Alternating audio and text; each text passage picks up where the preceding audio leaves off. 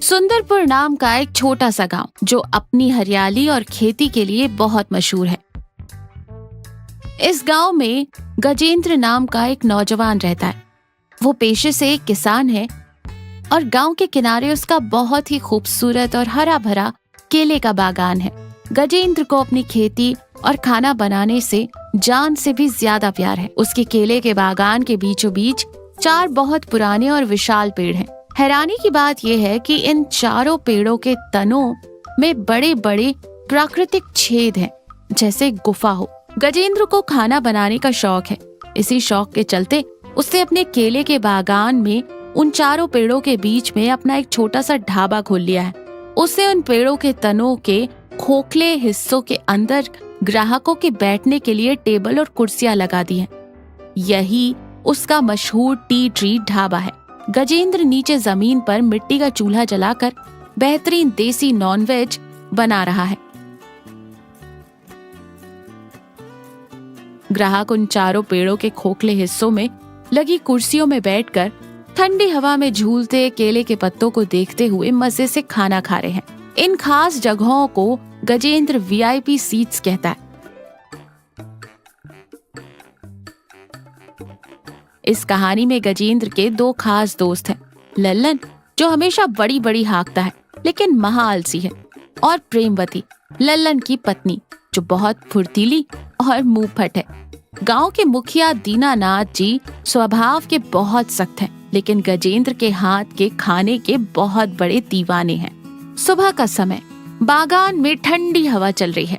गजेंद्र जमीन पर बैठा मिट्टी के चूल्हे पर मटन भून रहा है। देसी मसालों की खुशबू पूरे केले के बागान में फैल रही है। लल्लन आंखें बंद किए लंबी लंबी सांसें लेते हुए वहां आता है।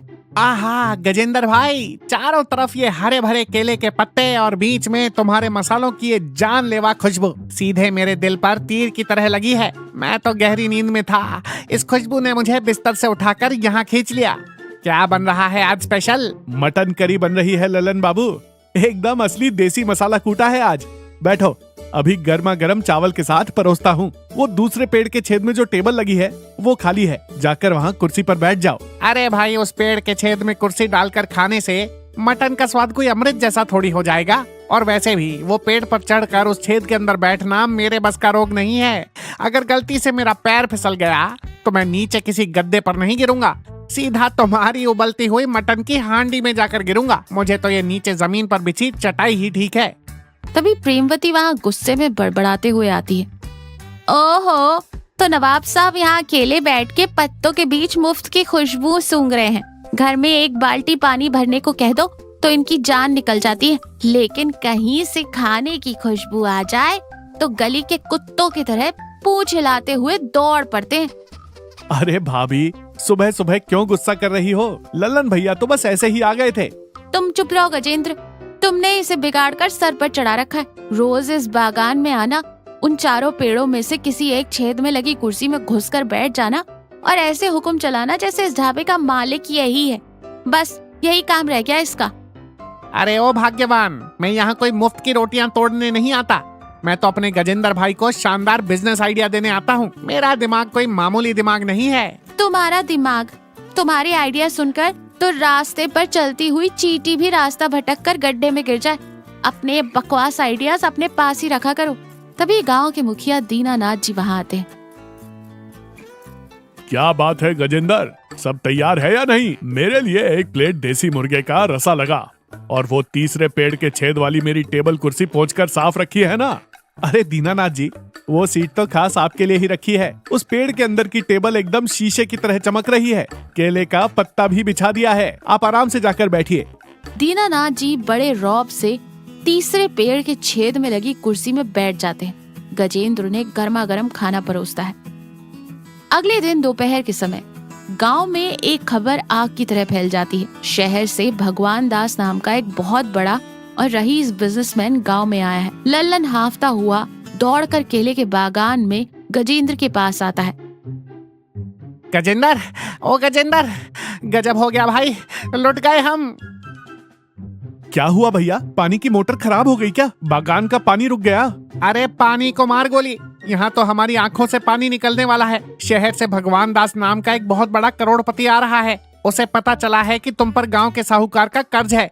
वो लोग तुम्हारा ये पूरा केले का बागान खरीदने वाले हैं। इन चारों पेड़ों को काटकर यहाँ एक बहुत बड़ा कंक्रीट का रिजॉर्ट बनाने वाले हैं। गजेंद्र बहुत दुखी होकर अपने आंसू रोकते हुए कहता है, क्या मेरे केले के बागान को उजाड़ देंगे? इन पेड़ों को काट देंगे? लल्लन भैया, ये बागान मेरी जान है। मैंने अपना पसीना बहाकर इन पौधों को सींचा है। इन चारों पेड़ों के खोखले तनों ने ही तो मुझे मेरे ग्राहकों के लिए कुर्सी टेबल लगाने की जगह दी है। अगर ये वीआईपी सीट्स नहीं रही तो मेरा क्या होगा? ये खेती, ये ढाबा, यही तो मेरी जिंदगी है। मैं उन्हें अपनी जमीन नहीं बेचूंगा। तभी प्रेमवती वहां आती है। हिम्मत रखो गजेंद्र, मैंने तुम्हें पहले ही समझाया था कि गांव में कोई छोटी सी पक्की दुकान किराए पर ले लो, लेकिन तुम्हें तो इस मिट्टी, इन केले के पत्तों और इन पेड़ों से कुछ ज्यादा ही मोह है। अगर कर्ज वालों ने ज्यादा दबाव डाला तो शायद जमीन भी बेचनी पड़े। अरे रोना धोना बंद करो, मेरे पास एक जबरदस्त आइडिया है। वो शहर वाला बाबू जैसे ही यहाँ आएगा, हम उसे अपने गजेंद्र के हाथ का जादू चखाएंगे। इसका खाना खाकर तो बड़े बड़े साधु भी अपना संयम खो बैठते हैं। अगर उसे इस बागान का माहौल और खाना पसंद आ गया तो शायद वो इसे उजाड़ने का इरादा बदल दे। भैया, वो शहर के बड़े बड़े महलों में रहने वाले लोग हैं। पता नहीं क्या क्या विदेशी खाना खाते होंगे। मेरी इस मिट्टी के चूल्हे पर बनी देसी सब्जी उन्हें कहाँ पसंद आएगी? कोशिश करने में कोई हर्ज नहीं है गजेंद्र। तुम्हारे हाथों में अन्नपूर्णा का वास है। ऊपर वाले का नाम लो और जब वो आए तो अपना सबसे बेहतरीन खाना बनाना। बाकी जो होगा वो मैं संभाल लूंगी। शाम का वक्त एक बहुत बड़ी और महंगी कार केले के बागान के बाहर आकर रुकती है। उसमें से भगवान दास नीचे उतरते हैं। वो अपने चारों तरफ की मिट्टी, उस बागान और उन 4 पेड़ों के छेदों में लगी कुर्सियों को देखकर बहुत अजीब सा और नफरत भरा मुंह बनाते हैं। ये क्या बकवास है? ये केले का बागान कितना गंदा और अस्त व्यस्त है, और ये गांव वाले क्या पागल हैं? पेड़ों के छेदों में टेबल लगाकर खाना खा रहे हैं। कल ही शहर से मशीनें मंगवाओ और इस पूरे बागान को उखाड़ कर समतल कर दो। सबसे पहले इन चारों पेड़ों को कटवाओ। यहाँ एक 5 स्टार रिजॉर्ट का नक्शा तैयार करो। ये सुनकर गजेंद्र का दिल बैठ गया था। लल्लन और प्रेमवती ने एक दूसरे का चेहरा देखा।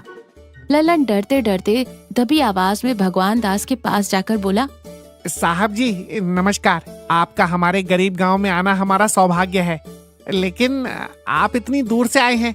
अगर हमारे गजेंद्र के हाथ का स्पेशल चिकन खाए बिना चले गए तो आपका यहाँ आना बेकार हो जाएगा साहब। कौन है बे तू? मैं कोई इन सड़क किनारे धूल मिट्टी से भरे ढाबों में खाने वाला इंसान नहीं हूँ। मेरा स्टैंडर्ड बहुत हाई है। सेठ भगवान दास जी, आप होंगे अपने शहर के करोड़पति, लेकिन ये कोई मामूली ढाबा नहीं है। ये हमारे सुंदरपुर की ट्री ट्रंक ढाबा है। आप बस एक बार हमारे गजेंद्र के हाथ का स्वाद चखकर देखिए। अगर आपको मजा ना आए तो आपसे पहले हम खुद कुल्हाड़ी लाकर इन पेड़ों को काट देंगे। ये मेरी चुनौती है आपको। गजेंद्र डर के मारे आंखें फाड़कर प्रेमवती को देखता है, लेकिन प्रेमवती उसे हौसला देने के लिए आंख मारती है। गांव वालों में इतना गुरूर? लाओ देखते हैं तुम्हारा ये खाना। लेकिन मैं तुम्हारे इन अजीबोगरीब पेड़ों के छेदों में लगी कुर्सियों पर बिल्कुल नहीं बैठूंगा।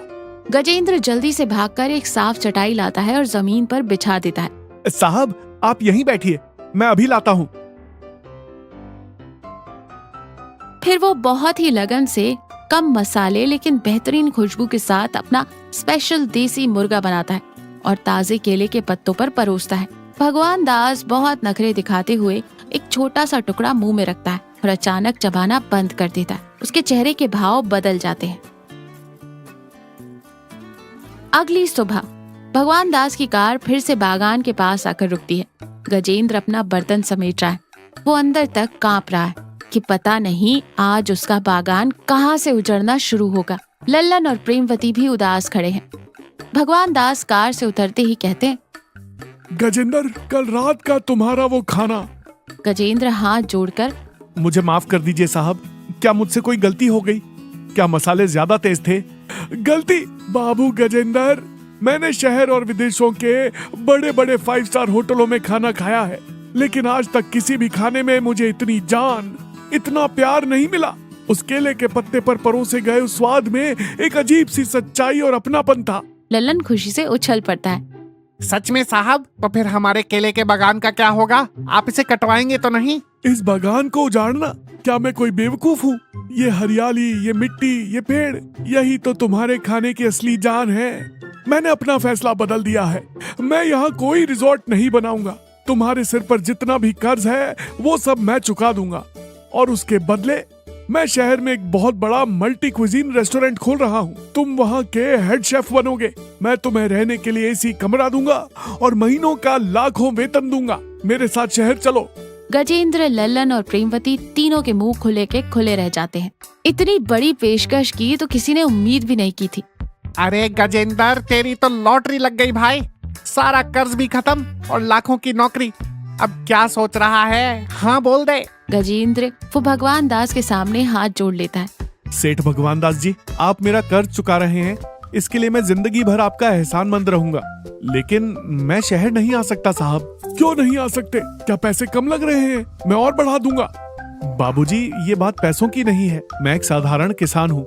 मेरी आत्मा, मेरी सांसें इस मिट्टी में, इस केले के बागान में बसती हैं। शहर के उन बड़े बड़े स्टील के बर्तनों में पकाने पर मेरे हाथों से वो स्वाद कभी नहीं आएगा साहब। मेरा ये मिट्टी का चूल्हा, ये लकड़ियों का धुआं और मेरे ग्राहकों के बैठने के लिए इन चारों पेड़ों के तनों में बनी ये जगह, यही मेरी असली दौलत है।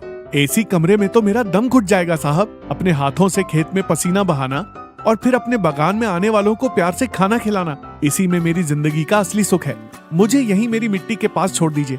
मुझे मेरा बागान और मेरी वीआईपी सीट्स ही प्यारी हैं। भगवान दास गजेंद्र की बातें सुनकर स्तब्ध रह जाता है।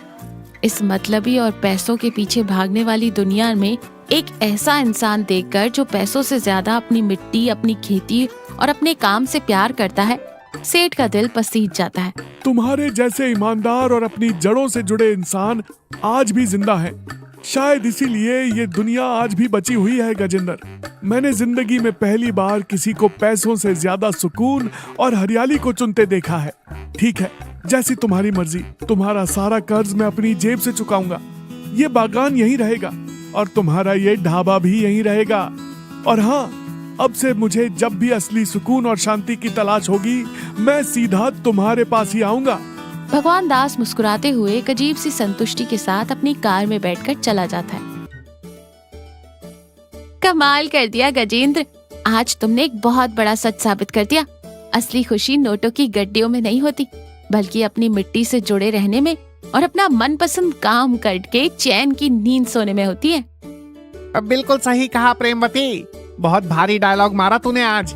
और अब इस खुशी के मौके पर गजेंद्र भाई, मेरे लिए एक प्लेट गर्मा गर्म मटन लेकर आ। आज ये लल्लन बाबू जमीन पर नहीं बैठेगा। आज मैं पूरी शान से जाकर पहले पेड़ के छेद वाली वीआईपी कुर्सी पर ही बैठूंगा। बिल्कुल लल्लन भाई, आप सबका प्यार और आशीर्वाद रहा तो हमारी ये खेती और हमारा ये ट्री ट्रंक ढाबा हमेशा ऐसे ही आबाद रहेंगे। सभी लोग हंसते हैं। गजेंद्र वापस अपनी मिट्टी के चूल्हे पर खाना पकाने लगता है।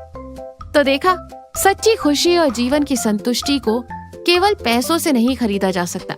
हमारी मातृभूमि से लगाव, हमारे काम के प्रति सम्मान और अपनी जड़ों से जुड़े रहने में ही इंसान को जीवन की असली और स्थायी शांति मिलती है।